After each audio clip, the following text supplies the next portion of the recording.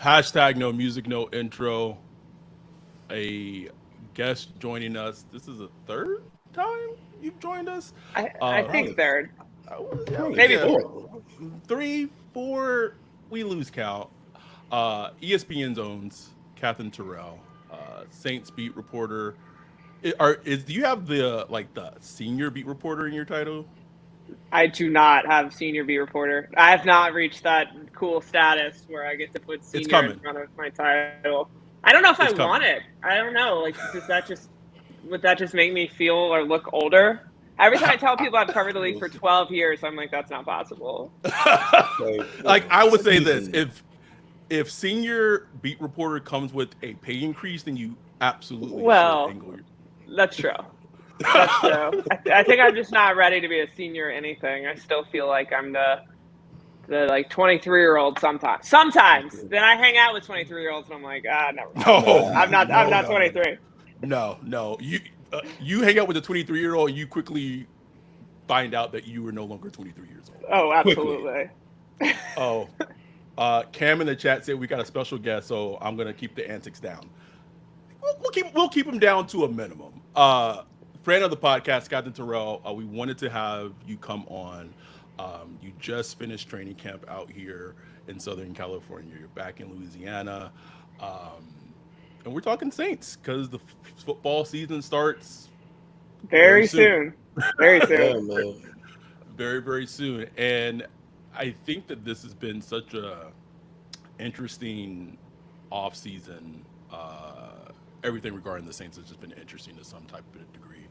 So we wanted you to have you on preview the season, but I think even before previewing the season, just talking about your overall thoughts from training camp in Hmm. Irvine, no fans, just I mean, You Sure. haven't mentioned that at all.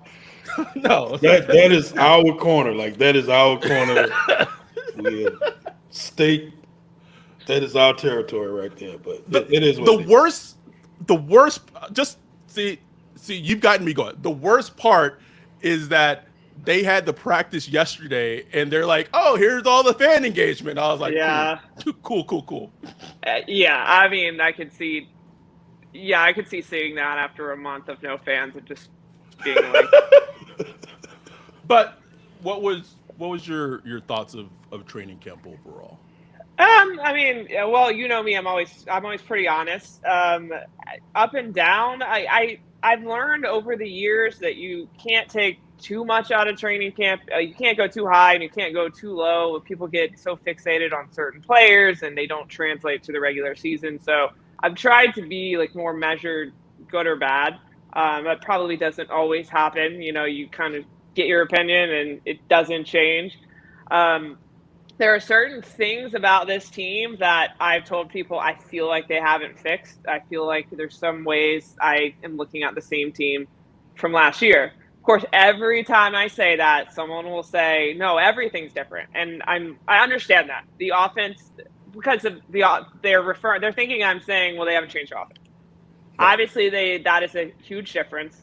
I think that the players are excited about it. I think that the Saints were very stuck in, well, things were working, so we didn't need to change it. And now suddenly it wasn't working, so they had to overhaul everything. I get that. But, I think the concerns that we had going into training camp, the tackle spot, the left guard spot, I don't think those questions have been answered yet, and they have very little time to figure that out. I think the defense is still going to be good. The players that my concern last year was the players that are superstars were getting older, and now we're Mhm. another year older. Demario is still Demario, but Demario is also 35. What kind of year is he going to have? I don't know. I think you do know with him, he's going to give everything he has to make sure it's a good year, but sometimes the drop off can't happen. Haven't seen it in camp, but also, he's had injuries, so that's kind of hard to say. I'm trying to go through like my main points in my head that I always think about when I think about this team. I think that I know it's probably a touchy subject. I think it was good in many ways that they went away because they've always come away from some of these trips where they say they come back and they're a closer team. I think that they needed that because there was so much, disarray on the offense last year. I don't know if it's going to fix it, but if anything was going to fix it, it was going to be forced togetherness time where maybe they come away from that closer as a team. Again, don't know if that's going to happen, but we're gonna see that. So, I'm kind of rambling through some points. If there's any main point y'all were curious about, just throw it out there. But yeah, No, good and bad, I guess. yeah, I guess the big elephant in the room that it was like the number one thing everybody was looking for going into training camp, going into preseason. Trevor Penning, right tackle, like everybody's eyes go straight to that spot. Right. I don't think any offensive tackle has been studied as closely as Trevor Penning. Like everybody is watching him, That's and probably like true. good. Like, first week one of the preseason, it was about as bad as it could be. It was terrible. It was terrible. I was like, how do you even put him on the field? And then last week, this past preseason game, you saw it was better. It was a little better. Yeah, But then but the it bar just, is low. the bar is so low at this Yeah. point. So, and then I saw yesterday that they're starting to put Udo over at right tackle just a little bit. But from what I understand, like Trevor Penning has been like at right tackle with the ones pretty much the whole time. So, like, do you feel like there's a shift happening where they're starting to think, like, look, we really need to come up with a plan B? Or will they just keep trying and just look, we're going to live and die with Trevor Penning, like, whatever it is, we're going to live and die with it? I think they should have had a plan B weeks ago. I don't think that you need a plan B. God, what time? What the regular season starts? It's Two and September a 10th, half? right? Yeah. It's very close, very close. I almost said a month to someone today, and then I was like, oh wait, no, it's very close. I think it's September 10th.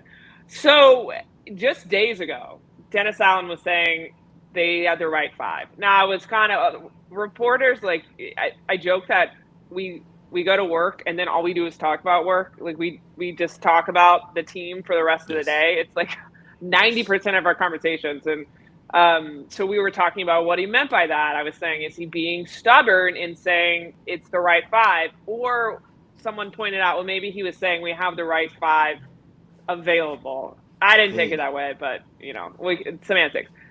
So if it is, it's the right five as of 5 days ago, whatever. To me, that was being stubborn. There's clearly still problems. I think it comes down to still a confidence issue with Trevor Penning. I think that they said last year they didn't want to destroy his confidence. I think that they're still trying to protect that confidence. I think you can see that the way DA might talk about certain players and certain players he never really says anything negative about publicly. So I think that's probably largely part of it. It's probably part of why they were sticking to, hey, a right tackle, it's going to be Trevor. We're going to give him all the support and confidence he needs. But if it's not working, then you need a backup plan and a backup plan quick. I think the good thing is that Udo has a lot of experience. That's why they signed him. He could play a lot of different positions. So that's good. So he can move in that spot quickly. The bad part is I don't think he had a great game one. I think it was game one. I don't think he had a great game one either. So, and Landon Young has had his struggles. So there's just nobody waiting in the wings that's going to come fix this. So I kind of said when Fuaga got hurt, I said this is like a house of cards. So you see when Fuaga got hurt, there's nowhere to go. Like you can put Landon on that side, but then what if something happens on the other side? Now you can't. Can you add help to the other side? I don't know. So yeah, I think that maybe they're at a crossroads and they're saying, well, we might just need to move beyond this, protecting the confidence issue and try out everyone we can to see what we get. I think it probably should have been open competition from day one. But, I don't know. I don't talk to these players every single day. So managing players and managing confidence in the player's psyche is all a part of the game, as you'll know. And so maybe I'm just speculating. That might be part of it. My rambling answer. Oh no, it's a huge part of it. And it's weird as a fan. All three of us can agree that Dennis Allen is 100% coaching for his job this season. that Yeah, I'd agree with that.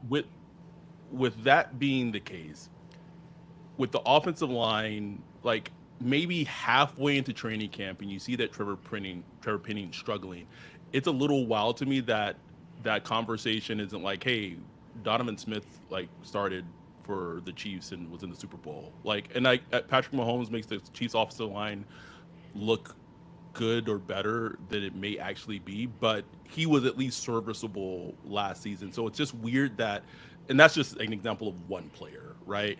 That someone who, as a coach, is coaching for their job, like they don't have the foresight to be like, all right, like this offensive line has to work because I'm like, it has to work because it has to work for Derek Carr. And it's just like, it just feels like they're just out there just on a whim. Like, it may work, it may not. I guess we'll see week one. Yeah. I mean, yeah, I even thought go ahead. last year that the confidence thing was weird when when they got all the way to the Atlanta game and they were blowing them out and they didn't put them in the game. You know, that to me that would have been the perfect time to get this guy some reps. Right. And yeah, they didn't trust him enough to play, or he just was so out of the game plan entirely. They didn't even think, hey, he wasn't even getting like the six tackle tape. Like, it was like, geez, like, he's in the doghouse, like not getting out. It's such an interesting dynamic from, like, you know, when Peyton was here and how he treated like the Charlie Brown situation. Like that was we talked about that on the last episode. We talked about it the other day at dinner. How he called like an impromptu press conference, or he moved the time to the morning, and he was like, Teron Armstead is starting. But there is no Teron Armstead, you know, waiting in the wings. Not that I know of. At least not that I've seen, you know, and I'm not even trying to, you know, be mean. I'm just trying to be honest. No, it is. You know, it is what it is. So I guess, you know, you got to figure out how to best manage this. I think it didn't help that, you know, like day one, their potential left guard goes down. So, you know, now you're managing that. But, you know, all that stuff happens, though. Like, you have to prepare for that. Like, Fuaga getting hurt, people are proceeding as if Fuaga is going to play all 17 games. And obviously you hope he does, but maybe he doesn't. And then you got to figure that out. So it's always just like shifting about. Yeah, I know. Sorry to even put that in the universe. No, like it is today. So, but it has been kind of weird with Fuaga. Like, especially like it kind of dawned on everybody when he did get hurt for a little bit, because it was just kind of like Fuaga's at left tackle, and like we wasn't even really thinking about it anymore. It was just kind of assumed like he's going to start and he's going to be fine. Yeah, like, he's there. He's good. Like, yeah, he's good. He's done his job. It's like, this is a rookie. Which is wild to think, a rookie that is changing like positions that isn't naturally his. Like, cool. Yeah, I'm fascinated to see what they do in the future, because you have to assume, unless Trevor Penning does take that next step forward this year, that they're going to be looking for a right tackle in the future. So what do they do with Fuaga? I mean, maybe Fuaga goes out there and he's just fine. Like, maybe he excels at this spot. I don't know. I mean, that's a season away, but yeah, I mean, I know you've mentioned that before, and I always do find it so interesting that all these players were drafted to play one position, and they all ended up playing something different. That's crazy. I know that's one of your soapboxes, but it is funny. Interesting question that we have in our live stream YouTube. Jim asked, bigger disappointment, Kendre, Penning, or Foskey? Like, I feel like it's good to ask you that question. Because it's a lot of disappointment. That's a good question. It is. Well, obviously Penning's a first round pick, so you expect a lot out of a first round pick. However, it's maybe with that one, you got to blame the coaching staff a little bit for not recognizing he wasn't ready. Would things have been different? I don't know. Maybe not. Maybe he's not an NFL caliber player. Again, like, maybe he takes that step forward. Maybe he doesn't. I don't know if last year, if they had waited and let him develop, if it would have changed things. You know, every player is different. So, like, that one's a little, I don't know. I mean, he came from a small school, but they still chose to take him in the first round. Foskey, I think that one's rough because last year they did not have a good pass rush. He still couldn't get on the field. even this year, when you start counting numbers, he's not gonna see a lot of playing time, unless there's an injury. So like maybe that one, unless we're a year from now we're talking about him and he's had some huge we step won't, forward. We won't be, Kat.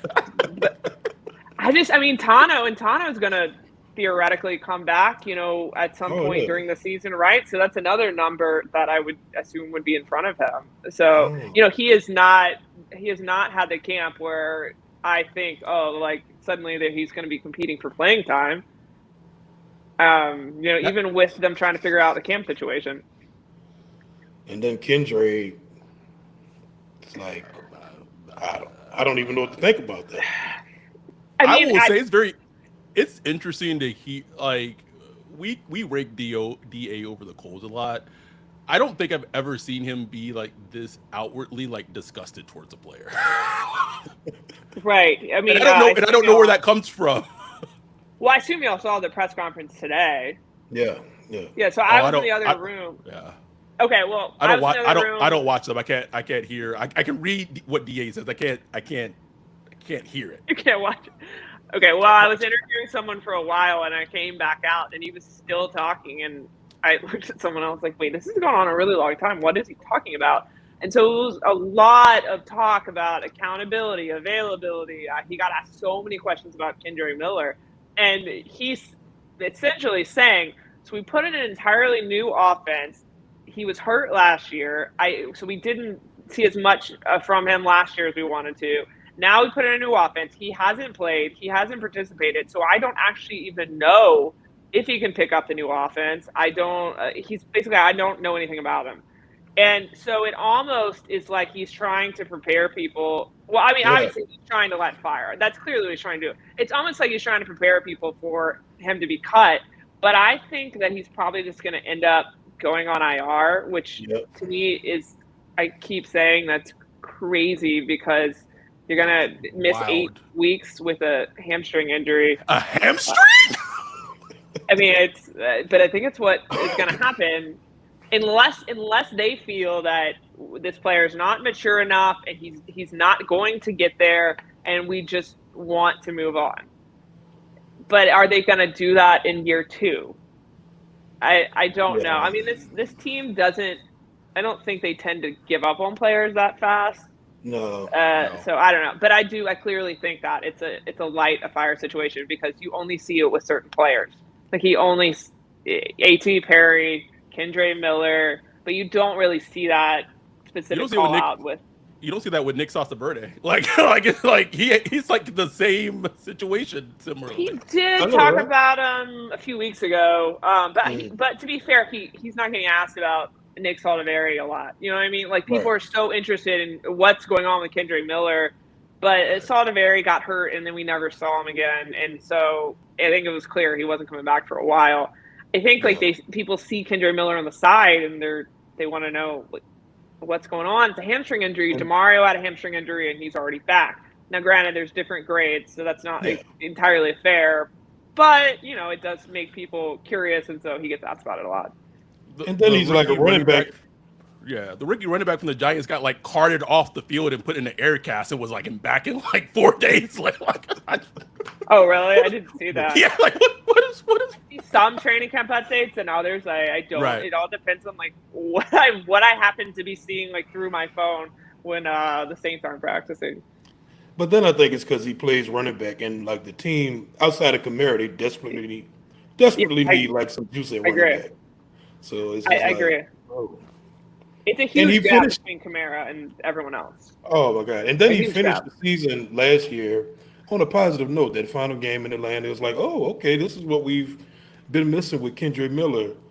And then I guess it's just disappointing. Do you think the team is going to bring in another running back when after cuts or something like that? Do you think, or do you think they just kind of going to stick with what they got? Well, DA said today that he likes what they have, but I feel like coaches always say that. Stop lying to me. Yeah. Stop lying to me. Coaches always say that. I've been saying for weeks that I think that there's a running back out there that's going to end up on the team that's not on the team. I just feel like they need to go look in some way. And I kind of say it as, Jordan Mims has done what he needs to do to make the team, but it's Kamara and everyone else. So right now, that's the roster shapes up. In my mind, it would be Jamal Williams, Kamara, Kendre goes to IR, I guess, and then Jordan Mims. But I mean, that should not prevent them from at least going out and looking. And they do that. They've done that a few times with running backs, like right around this time. I mean, there was the year I think they cut Latavius Murray right after camp, and then brought in. I cannot remember who they brought in. That's a blur right now, but I do remember that was a fairly big deal. Yeah, it was. I'm glad it's not just me. I can't think of it right now. I just remembered that they were like trying to figure that position out, and I think they need to do that. Ingram came later. That was later in a trade after Tony Jones got hurt. Oh, Ryan's favorite. Oh. Our chats are full of questions. I'm for sure not going to be able to get to them all. Dante asks, do you think that they are in the market for a right receiver as well? Ooh, that's not one I've really thought about. However, I don't think the bottom of the wide receiver group has been super impressive. Part of that's due to injuries. That has been a problem with this group. No, I don't think so. Like, maybe they could look to claim someone off waivers, but I don't think they make any sort of like big splash as much as you can make at this point. Just because, you can count Taysom as a pass catcher, and then Jawan would be catching passes, then Kamara would be catching passes. So they probably look at it that way and don't think, hey, we need to go out and get another one. I actually, I'm doing my 53 today, and I went from 6 to 5, but I only did that because we don't know Ford's situation with his injury, so they might have to keep more linebackers. It's a huge puzzle, trying to figure out what 53 they're going to have on day one, and then what the 53 is going to be on day two, because I guarantee you they're going to be looking for offensive linemen. I heard Juwan Johnson yesterday. He talked about how he was pretty much in a dark place, while out there in Irvine, because he wasn't practicing and stuff like that. But then yesterday, he looked good. I just saw one clip and I was like, oh, he looks fine. You know what I'm saying? So I guess he's 100%. He's ready to go or close to it. It was actually so loud over there that it was almost impossible to hear what anyone was saying. And so I haven't gone back and listened to his whole interview. So I could hear parts of it, and I could hear when he said, I consider myself 100%. I can see why he felt that way, because he has a young daughter who just turned 1, and another kid on the way, and he goes to California and he's away from his family for a month, but he's not practicing, so it's kind of like you're there but you're not there. And so I could understand that would put you in a really weird headspace. Tano's been at every practice, but the only thing Tano can do right now is walk, at least when we see him. So he spends every practice walking around with a weighted vest, and I was thinking, man, wouldn't you just be going crazy after a while, just doing the same thing every day? But that's what you have to do to get better. But he looked good, running around. He hasn't progressed to full team drills, but I think that he's been on track as to where he's supposed to go in terms of his rehab and stuff. I don't think that was a setback or anything. I think they probably always kind of thought he'd be back right around the regular season. So we'll see how up to speed he gets, though. I don't know if he's going to be able to take off running week 1, but we'll see. We haven't really addressed the elephant in the room, I guess. The other elephant. Got another elephant? Yeah. What elephants we got? The starting quarterback of the Saints, Ryan. I thought that was going to be your first elephant, actually. Gotta keep you on your toes. No one has seen him more in this offense during training camp. I was there at the 49ers game and saw the 3 drives. So I'm wanting Katherine Terrell's honest assessment of Derek Carr in training camp with the new Clint Kubiak offense. Well, I'll start with the games real quick, even though I know you've seen those. I was not impressed, obviously, with the first 4 drives. I even tweeted, I don't know if you saw, I was like, they need to just keep getting sent out there in this game until they actually do something, because this is just basically atrocious. And then they had a 16-play drive, and that's great. That's what you want to see. But also last year, they only had the one drive together, right? Like the one touchdown drive. That was basically their crowning achievement of preseason, KC, and yeah. it didn't translate right away. It took forever for them to actually figure out how to play as a team. So I think that Carr has looked good in practice, but there are things that I think we've seen in games and things like that, like, well, I say it looks good. I think he's looked good at times. I think that there's been sometimes you see reports and it's like, oh, Carr's looked great every day, and like that's not the case. The offense is up and down. They have their good days and bad days. Today was good, and you either take that as, hey, the defense had a great day or the offense had a bad day. So, it's hard for me to figure out what he's going to do this year, because I worry about the start of the season and how many hard games there are at the beginning of the season, and that this offensive line hasn't figured it out, and that some of his stars are dealing with injuries. I'm not trying to not answer the question. I'm trying to go through each one of my my concerns, and I am concerned overall just because I think they have to start way faster than they started last year, or else they're going to be in a huge hole. I think that Carr is in a good position to do that with Kubiak, because they've actually been able to install this offense together.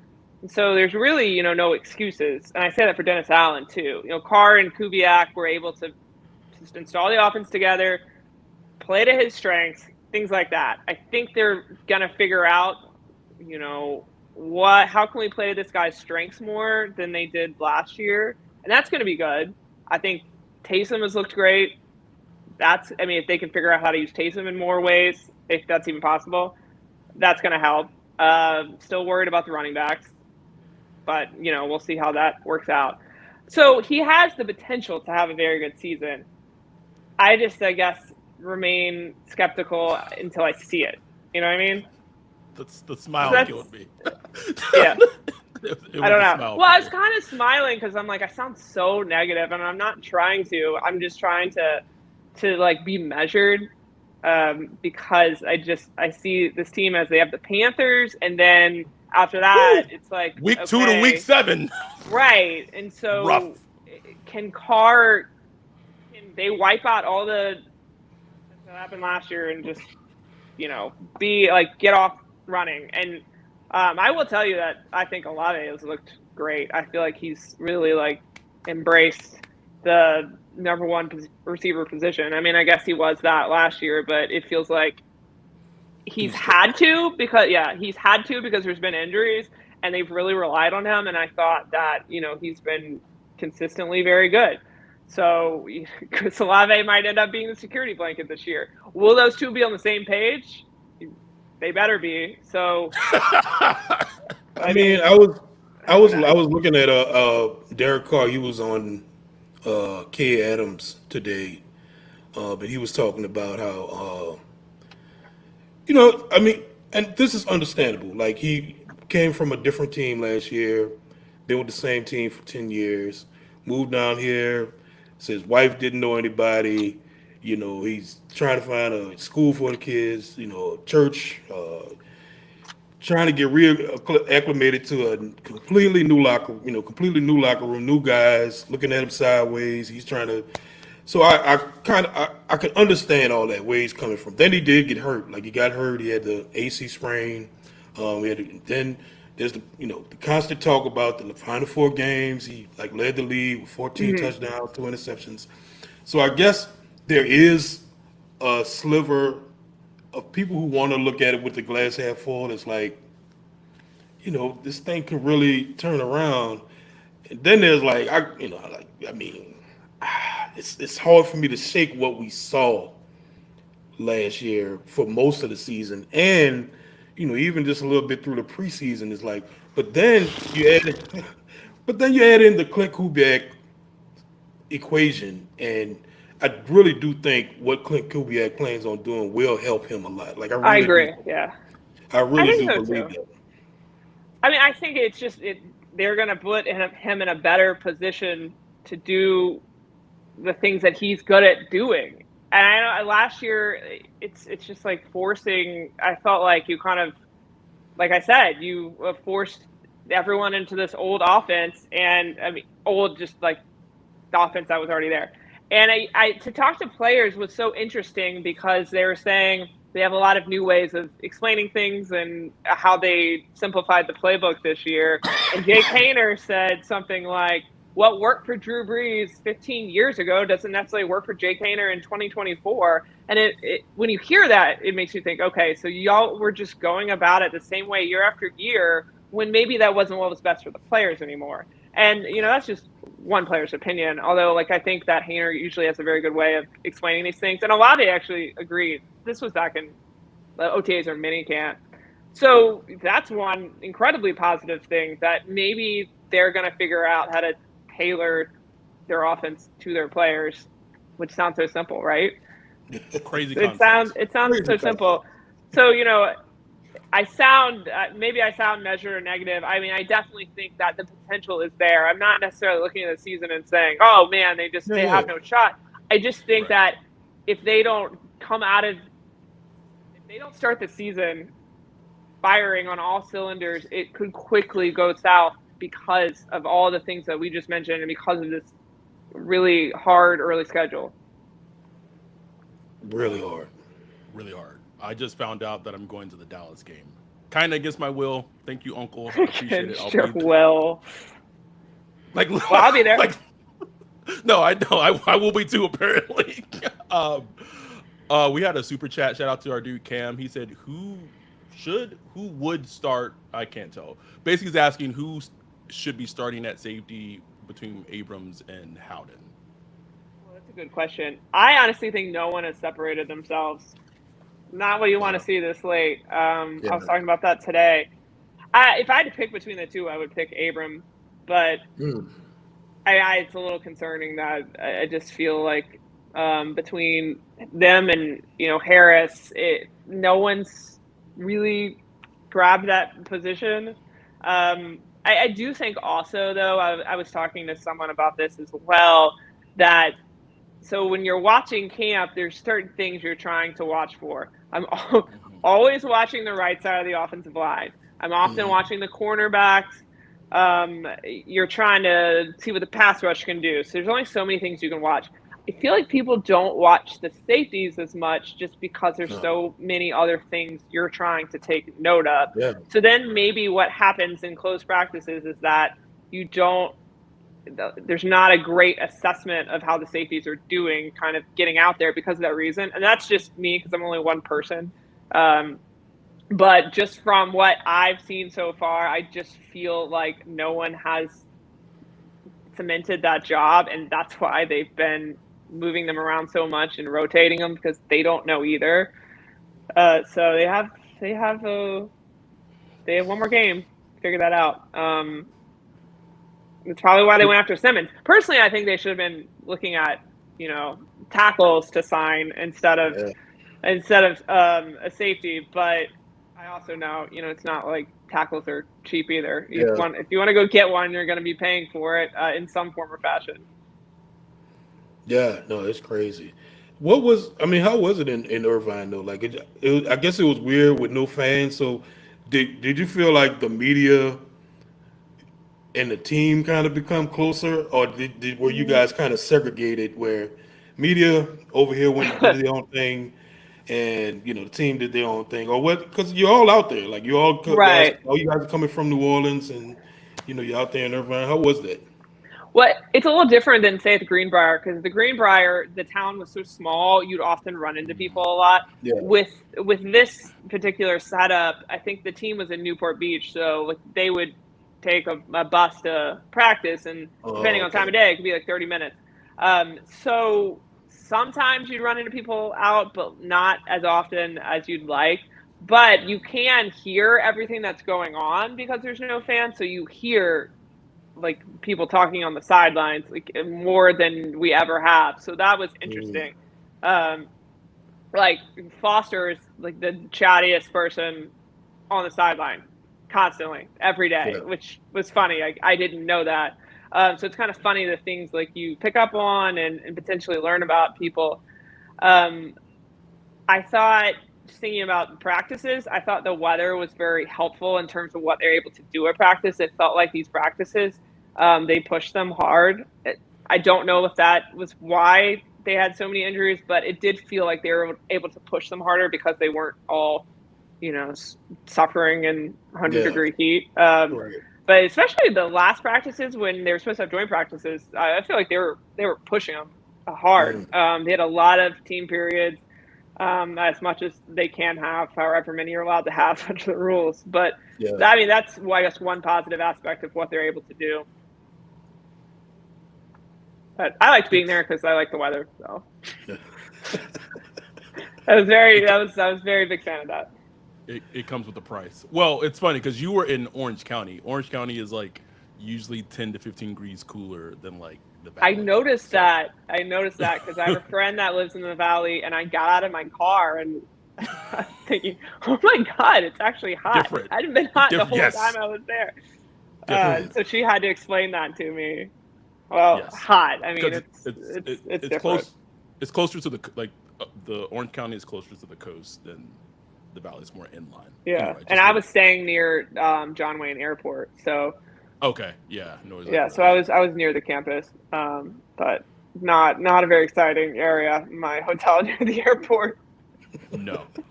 A subplot that came from camp, because we're kind of talking about quarterbacks, is the tantalizing talent that Spencer Rattler showed at times in training camp. He had that game-winning drive against Cardinals, and then both him and Jay Kendre kind of came back to earth against the Niners. What is just like your sense of who has the edge in the QB2 battle, and do you get a sense from whether it be players or even coaches on the team that they maybe legitimately see either quarterback as someone that may potentially could start if needed in the future? I thought Rattler took a huge step forward from where he was in June. I mean, it was night and day. I thought that, I'm just thinking over camp, it kind of depended by the week, honestly. There were some weeks that Kendre had a really good week. There's some weeks that Rattler had a good week. I think Kendre had a better last week. Part of that could be that when Rattler came off of that game one, he obviously had some issue with his thigh. They called it like a thigh contusion. And so he missed one practice, and then the next practice, I don't think he played very well. He was kind of limping around, which is kind of to be expected. But none of that is surprising. As a rookie, he's not going to be great every day, but I thought his ceiling is so high, and I think other reporters agreed. Like, he clearly has this very high ceiling. So even though you have moments like in the game against the Niners where it just was not his day, you can see that the talent is there. He's very talented. Right now, maybe based on the last week, I put Kendre slightly over him, but I mean, that's just me. Like, it's hard to get into their heads. And that would only be because I feel like if they're saying someone needs to go play in a game right now, they'd probably feel better. Well, it's not like Kendre has experience, but it's NFL experience. Yeah. I honestly joked. I said, in that case, what if they just would go to Taysom? I mean, that's not out of the question. Well, I don't know. If it was Peyton, I'd say they go to Taysom. Yeah. I feel like with Allen, maybe that ship is totally sailed. Yeah, so maybe not. I mean, yeah, it's what would you do if you're a coach? So if, say, something happens to Derek Carr week one, would you just roll with Rattler to see what you got? Or would you say, hey, don't ask us. Yeah, I know what you say. Kendre has a year of experience. So maybe I put them very close, honestly. So maybe Kendre a little bit. I do think that they have done a pretty good job at not tipping their hand on how they really feel. Yeah. They haven't, like, sometimes I feel like people let things slip. I don't think they have. But that could be just because they like both of them. I think both of them will make the I roster. I do. thought that from Oh from yeah. the Oh beginning of Right. the summer, though. I do. And Um, I root for Rattler, but it's really no disrespect to Hayne. I really like Hayne. Like yeah, I Hayne just is really like. fun. He's a fun Yeah, player. I like just the grittiness he plays with. I just yeah, I like him, but I just just that upside you talked about. It's yeah. just something tantalizing Hayner's got about him. fire though. He does. He had this one play where he had a fake. They were running the 2-minute drill in the red zone. And he had a fake spike, and then ran it in for a touchdown, and just Mm, everyone was freaking out. And he had a couple of plays like that where just the whole team was just into it, and mhm. stuff like that is fun to watch. You're like, oh Yeah. man, Right. this young kid clearly has talent. And I mean, same thing with Rattler though. You see Rattler make a big throw, and you see, okay, you give this a year or so, and where can this guy be? So I think they're both very talented, which is a great position for them to be in because it's so rare to have a team that actually has two young quarterbacks and both of them have a lot of upside. And you don't even really see teams draft quarterbacks back to back like that. So it's made it fun to watch. I've enjoyed kind of watching them go back and forth. Yeah. It is. Like it feels like at and I guess something that we've talked about a bit on this podcast is that if at some point things look like dire in the season, they're not playing well. It's like losses stacking up on top of each other. Potentially Derek Carr not looking great. It would just make sense, and it just feels like the most non-Saints thing ever. But it would just make sense for them to just get a look at either guy, whether it's Hayner or Rattler, for 2 games, just to see what you have, because at least they would have an answer to their question going into next offseason. If quarterback is something they need to prioritize, or maybe they have something that they can start building with from within, like in house. It just doesn't seem like it would happen. I agree. I don't think that would happen unless DA got fired mid-season, and that doesn't really seem like a thing the Saints would do. So if DA is still coaching, even if things are going bad, I kind of see him and Carr as tied together. That's a quarterback Yeah. he wouldn't pick, and so I think that it would Twice. be Carr all the way through. What'd you say? He Twice. picked him twice, kind of. Like Oh with the yeah, Raiders. yeah, exactly. Because if you're a coach that's coaching for his job, why would it? Or if you don't think you're going to be there, I mean, I just would think that unless it's unless Carr is just struggling that much, I still think it's going to be Carr through till the end unless he gets hurt. Mhm. But I keep harping on this, but like this first month is going to tell so much. Oh my God. The whole story of the season, it's going to be kind of maybe decided after a month. And usually I wouldn't say that, but if they handle these teams that I think are going to be very good, if they can handle those teams, I mean, then we're, I think, having a much different tone and saying, okay, this team actually like figured it out. Did you have like when the schedule came out, everybody's doing like predictions and stuff like that. Did you have kind of a number of wins in your head that you envision this team that you've seen through training camp? Like, how many wins can you see this team having? I don't. I'm sure I did, since I don't have it written down. I don't know like what I said, because I don't think that we actually publish. We used to have game by game predictions and things like that. I think we don't do that Mhm. anymore. Hold on, let me pull up the schedule. We're gonna. Ooh, Jeff Duncan live. always has. Yeah, pulling up the schedule. Jeff Duncan always has a predictions column, and so all the reporters will probably contribute to that. And I mean, right now, I'm probably sitting around 8. I mean, I'm trying to figure that out. I said 10 last year, and I still maintain that I should have been correct. I mean, they should have won the Green Bay game. Green Bay Uh, game. yeah. So I'm like, well, they didn't win 10 games. However, they should have won that Green Bay game. So many things. It was just like a whole team contribution to not win that game. Everybody. Yeah. Oh, good point. Speaking of that, is Blake Groupie gonna end up being the starting kicker? Speaking of the Green Bay game, that has been the topic of the day. Right now, I lean more towards Groupie. I think it's hard. It's such a hard decision, I think, for me to figure out like what they're thinking. Charlie Smith made a 65-yard field goal the other day, but how many 65-yard field goals are they going to be attempting? Not many. So if you're not making the within 40-yard field goals, how much can they trust you? Now, granted, Groupie has missed several in training camp too. His misses have been longer. I don't think he's missed as many shorter field goals. But I think that they're going to look at it as, okay, we could stick with Groupie for now. We'll have Charlie on the practice squad because we have this one extra spot. And if it goes wrong, we can switch. If you go the other way and things go wrong really quickly, then you're kind of stuck. But it is hard not to get really excited about Charlie Smith because he literally learned to kick in American football a year ago tomorrow. Like if I was them, like, I wouldn't even risk putting Smith on the practice squad. Like it's like, hey, you have. That's what I wanted to ask you. Toenail IR.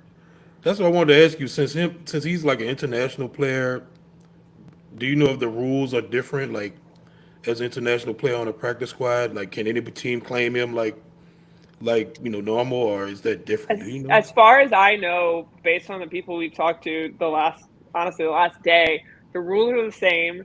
I believe he still has to go through waivers, and so then he'll go to the practice squad, and they'll have an extra practice squad spot. So a team can claim him. The thing is, would another team be willing to take that risk when they haven't seen him every day, and he has to go on their 53? It's a big risk because they don't have all the information the Saints have had just from seeing him every single day. There might be a team that'd be willing to do it. I don't know off the top of my head what team would be in that market. So, I mean, it would be, personally, I would love it. It's a great story. He's fun to watch. I would love to see it. I think he's going to be within a year probably kicking somewhere. If it's not in New Orleans, it's going to be somewhere. Because to me, it's crazy that he didn't even know how to kick a year ago and he's already really come a long way. So it is I feel kind of like it's boring to lean towards the status quo with my predictions, but I'm trying to predict what they will do, not necessarily what would be more fun to watch. Are you proud that you kind of carried a moniker among Saints fans? Like even on the Discord when we talking, like all the Saints fans are talking on the Discord, they're like, well, I hope Cat asks this. Because like you're the one, not, and that's no disrespect to everybody else because they do their thing too. But we know Cat gonna have that follow-up because you ask a question. Just start around. That does make me proud, actually. Yeah, you ask a coach a question, they're gonna tell you blah blah blah, the whatever coach speak, but then you're gonna come with the follow-up like boom, bam. Then I love that people think that. I think you carry that moniker now, like Cat, not the shit starter, but you're gonna poke a little bit. No, I love that. Yeah, I've already told you all the story, I think, of how like that all started and why I had to start asking injury questions. But I do have a funny story I was thinking about today a lot because, as y'all know, I'm sure, Ed Daniels passed away last week, and his funeral's tomorrow. And I was just thinking about Ed, and I was thinking about this press conference years ago. I think it was the week that Kyrie Fort got cut. I don't know if y'all remember Kyrie Fort. Yeah. Kyrie UCLA, Fort, UCLA legend didn't go to his linebacker meeting. Of course, we know Kyrie Fort. He had a sleeping issue or something. I think that was also the week Akeem Hicks got traded. There was two things going on that week. Because I remember I walked in the locker room and Kyrie Fort's locker it was cleaned out, and it was right before the press conference, and so I was asking people, did this guy's locker get moved? Where's his locker? And so Peyton starts his presser, and it goes on, and I was waiting to ask the question because I knew he'd probably get irritated. So he talked for 10 or 15 minutes, and I asked, what happened to Kyrie Fort, and then it was something else. It was something to do with Mark Ingram or something to do with Akeem Hicks. And Peyton goes, no comment or whatever, and he walks off and ends the press conference. And so Ed looks at me and he's like, well, we were waiting for you to ask. And at the time, I was so annoyed. I was like, what? I'm the 23-year-old new kid. What? You can't ask? Y'all can't ask this question. So I was kind of fuming that they'd say that. And all these years later, y'all know if I'm the shitster or whatever, I mean, Ed was that times 1,000. Ed would ask anything. Every time Ed showed up, I was like, oh, man, I can't. I loved watching him ask questions because I felt like I learned a lot from him.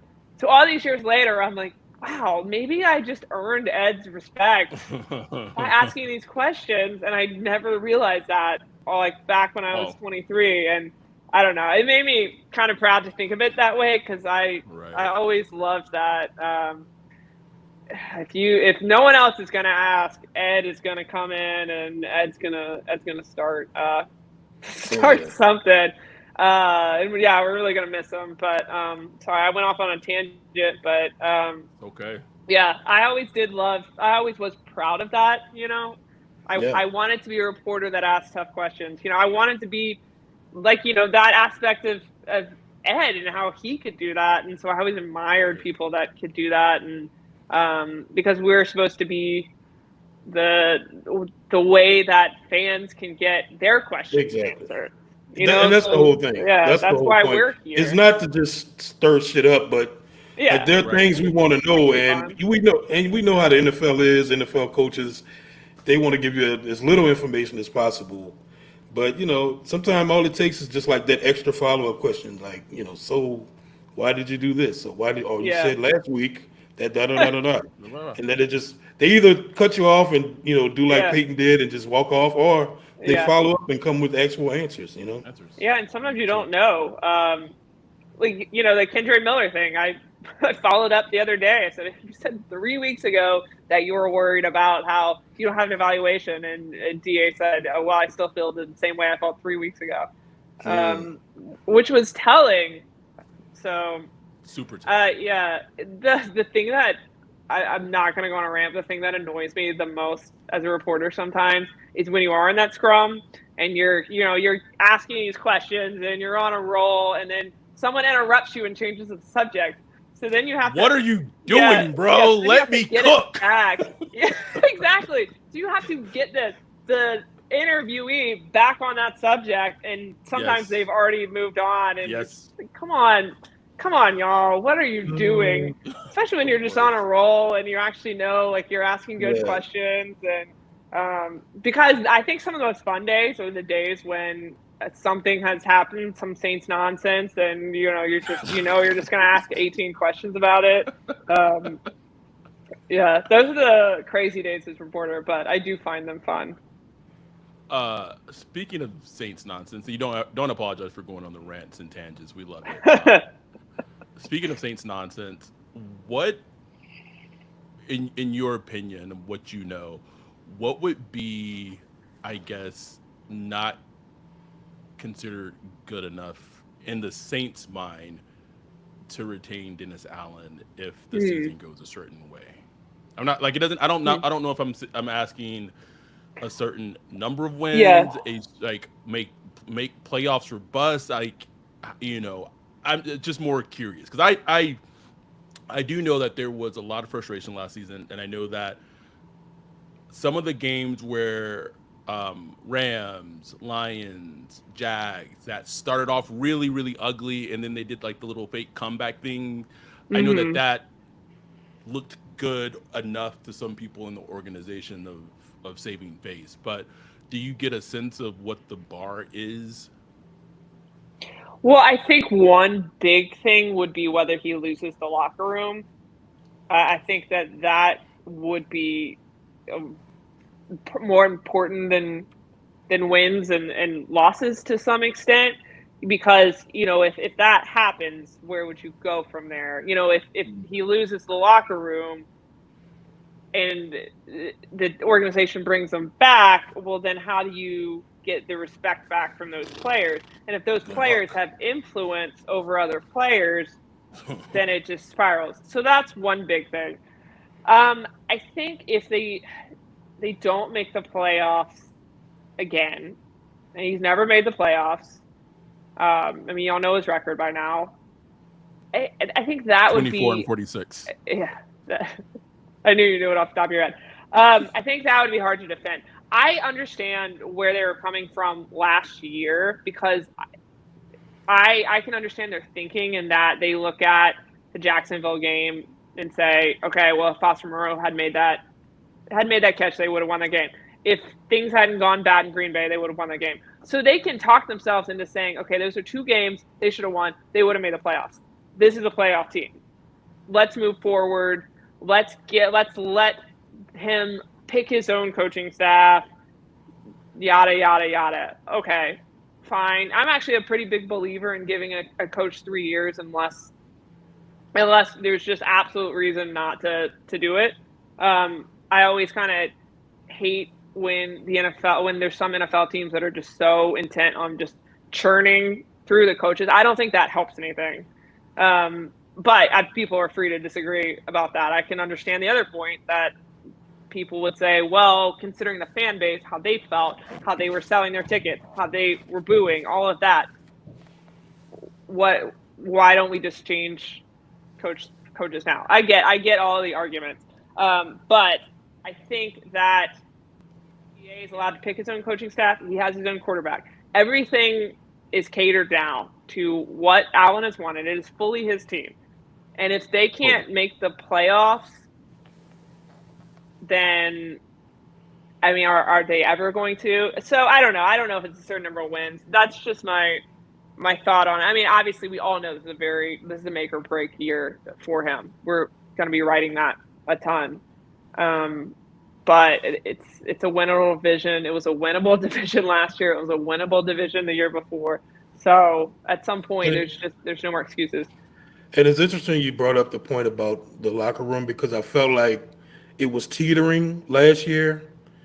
Yeah. And, they kind of rallied towards the end of the year. And then at the end of the season, and I don't know, can you tell me if this ever happened before? I remember Loomis, or it being reported that like Loomis talked to the locker room, like him and just like the general manager and the players. I don't ever remember hearing that ever happening, like ever. Has that happened before? He said he has. We asked him about it. It's possible it was just never reported. Yeah.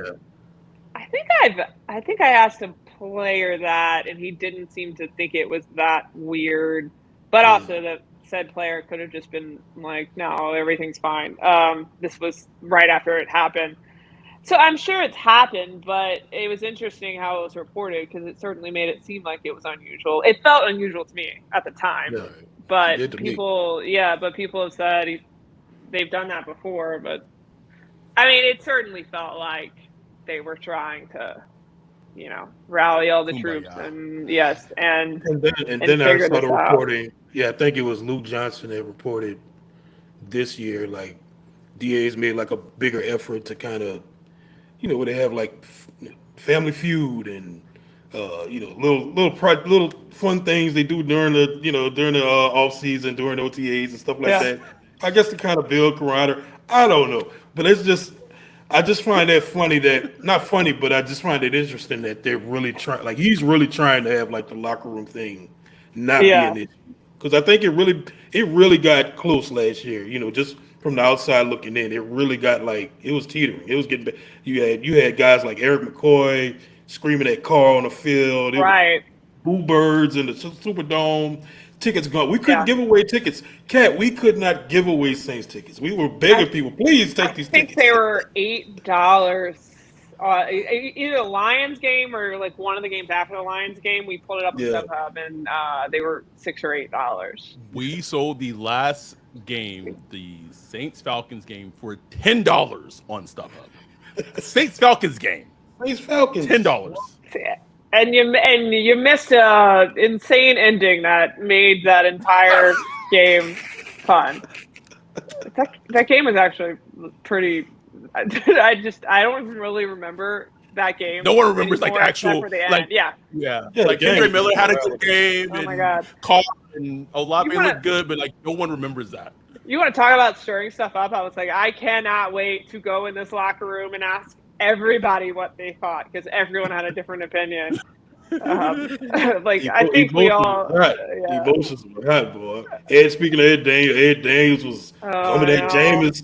Everybody was mad at Ed Daniels. It was like, oh my God. Oh my God. That really was funny. And they just couldn't stop talking about it. Like one would go a different direction and then the other one would go like try to bring it up again. I mean, like 3 separate times. They just wanted to talk about it. And I think Jameis was pulling other people in to ask them their opinion. I mean, I'm trying to interview other people and this is all like going on behind me. I was actually in the middle of the Jameis scrum when that was happening, and I think Ed was behind me, so I just felt like this is like happening over my head, and like I in the middle, so I can't get out, and it's just like back and forth, and I just remember being like, okay, can I go interview someone else and let's move on from this?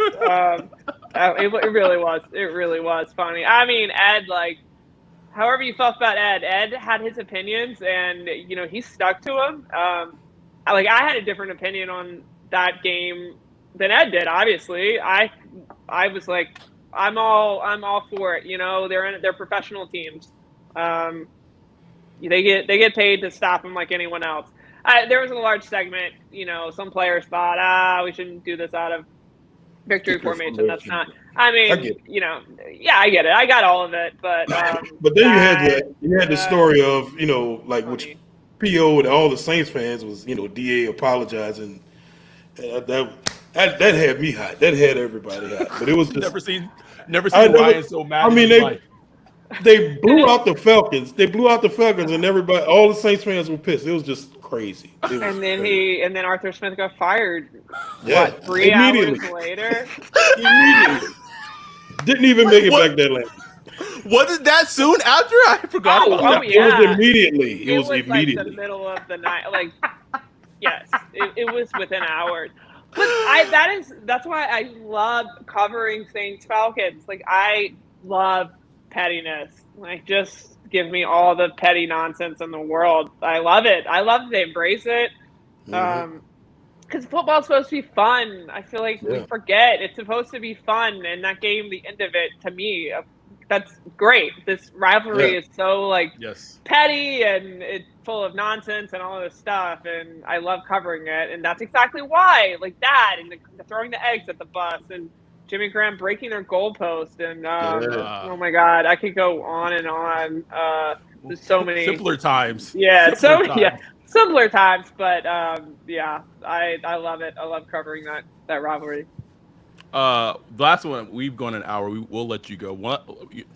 Getting away from the Saints, I'll ask you a question that you're very passionate about. What are your overall thoughts on your LSU Tigers this upcoming football season? Someone was we were talking about aggregators yesterday, and someone was saying that someone had aggregated that ESPN left them out of their playoff teams in the story they did yesterday. I think it's still prominently up on the site. And I was like, I clicked on that and I forgot to actually read it, which shows me how I'm so much in NFL mode right now. I hope they're going to be good. I have high hopes for them. The 13-year-old in me badly wants to win this USC game. We talk about pettiness. I've held a grudge about the USC AP title since I was 13 years old. Yeah, you're like, what are you talking about? I know what you're talking about. I know exactly what you're talking about. Yeah, the BCS, right? Yes, right? Yes. I've never forgotten it. I've wanted them to play this game for so long. It's 13-year-old me. if you had told 13-year-old me they would finally be playing, and then you told me, but it's in Las Vegas, I'd be like, are you kidding me? I mean, seriously? In Vegas, we can't have this at like a home and home. Right. So I won't. I unfortunately won't be at that game. But Is that the season opener? Mm-hmm. That would be a good game to go to. It's but on a Sunday too. Yeah. Oh, that's weird. Really? Yeah. But ticket prices to any game in that stadium is astronomical. So there's no chance. No chance. Yeah, I thought about going, but it's hard at the beginning of the season. There's so much going on. I just spent 26 days away from my house. So, anyway, I hope they'll be good. I have moderately high hopes for them, but not like over the top homer feelings. So, we'll just see. You know, I've been burned before. Like they had that opener against UCLA, right? And then they lost. Yeah. What year was that? A few years ago. 2 years ago. Anyway, go Tigers. Yeah. Many people in the chat saying that. Any last ones from you, Ryan? No. I was just glad to have you on it. I'm glad I got fun. a chance to finally meet you. That was around the French Quarter Fest. Fest, yeah. Yeah, you, Ross. Ross had his girl with him. I believe Good you time. had a friend. Good time. Funny story. Kat had like a pitcher of water that we had like some little bar in the French Quarters or whatever. And Kat had like a pitcher of water that she was drinking, and waiter kept coming back, filling up the water. I thought it was vodka. I was like, damn, Kat. I'm like, Kat is throwing back that vodka, man. I'm like, hey, we might have to carry her out of here the way she had that vodka. And she's like, no, this is water. Like, I thought you were about to say I spilled it. Like I was waiting for you to be like, you spilled it all over the table. So that's what I was like, what did I do? Did I spill it? I am a klutz. like, man, you hitting that vodka up, man. I am from Louisiana, so I know exactly. That's why I assumed it was vodka. You know? Yeah, you're like, she's fine. She's fine. One day, I don't know how many years it's been. It has to be at least like 12 plus. One day, you and I will actually. One day, I feel so bad that we didn't meet in California. It's fine. Ross and John had that event that looked awesome, and I really wish I'd been able to make it. But as I was telling y'all earlier, you have to commit to going anywhere in Los Angeles. Like you have to commit to being willing to drive an hour back. And that time change, for some reason, had me so off kilter that I kept waking up earlier and earlier and earlier every single day till the end. I was waking up at like 4:50 in the morning. What? Yeah. It was. I was not happy about it. Let's put it that way. Well, we will all be together in New Orleans for the. Speaking of Saints Falcons, we'll be together in New Orleans in November for the Saints Falcons game. I'm also going to be in New Orleans with my girl in October for Taylor Swift. So I'm sure something. Well, I will be there. So I'll be at one of them. Yeah, I don't know. I gotta anyway. You don't sound excited about Taylor Swift. Oh, I mean, I saw her when she came to SoFi last year. But yeah, definitely excited. For favorite Taylor Swift song to close out the podcast. Oh, favorite Taylor Swift song. Okay, favorite song of the moment because the music video. No. I didn't say. Oh, I didn't ever. Okay, my favorite song is "Nothing New." Okay. That's deep cut right there. It is also very deep cut. To illustrate that I am old now. The first time I saw Taylor Swift was in 2007. Jeez. Damn. 2007. Damn. Yeah. She was opening for George Strait's opener. Wow. Yeah. That's crazy. Yeah. How times have changed. All these years later, the tickets are a little bit more expensive now. A little bit. Yeah. A little bit. Yeah, deep cut. Anyway, Katherine, KT, thank you so much for joining us. We appreciate it. It's always a great time. The chat. I didn't even get a chance to get even a tiny scope of all the questions that were asked in the chat, but thank you so much. Enjoy covering the team this season. Hopefully, there'll be like shenanigans, but like maybe some fun shenanigans. Hey, I Like love I don't. shenanigans. I We need There some will be fun, man. shenanigans. like it's some fun shenanigans, bro. You know, but There were some last year. if there's there were other others type of this year. shenanigans, I know that you got us covered as Saints fans. Yeah. So thank you for coming on. It's always a pleasure. We appreciate you coming on so much. Yeah, sorry I rambled on all these questions and didn't get to all y'all's questions. But, you know, I always have so much fun going on with y'all. That's why I always say yes, even though it is 11 o'clock here. You know. That's love. That's love. I know. It is. It is. Really I don't appreciate say it. yes to any podcast request. This is No, true. but this was great. And we'll definitely have to talk again soon about whatever nonsense, shenanigans, craziness they've managed to come up with. I Same can't old wait. Saints. Same old This was Saints. supposed to be our Saints Titans preview pod, like mixed Oh. in with this. Yeah, It's fine. whatever. It's a third game of the preseason. Like, Oops. like really. Oh, what? That is one question that came from the It's chat. happening. Do you think they'll play any of the starters? And I would probably Oh. lean towards no. No, but I kind of wonder if they're. I mean, does Penning count? Like Penning needs to play. So, Yeah. well, the offensive linemen always tend to play a lot. Like do. you're obviously not going to see McCoy or Ruiz, but I would assume, or probably not Fuaga. Probably not. You'll probably see all the guys that they're cycling through at right tackle. So get excited for that. That's what I can tell you about this game. That you'll probably be focusing a lot on what's happening at right tackle. So I'm tired of watching offensive line. I'm tired. I've never watched so much offensive line in my life, man. If I see 70 get pushed back by like fifth string Titan starters, like I'm done. done. Anyway, thank you, Kat. We appreciate you. talk to you guys. All right. Talk to you guys soon. All right. Take care. Thanks, Kat. Amazing episode with Kat. We not much really needs to be said. So this is our Titan Saints preview. Like we don't care. There's not going to be a Titan Saints preview. This is it. Like this is much better than what you get in a Titan Saints preview. Preview the Saints play the Titans. That's the preview. That's it. We'll be back on Sunday. Speaking of that game, we were having our Zoom Sunday at the game's at. It's a weird time. It's at 11 Pacific time, 1 o'clock Central time. So the Zoom will be going, and then we'll do the recap right after.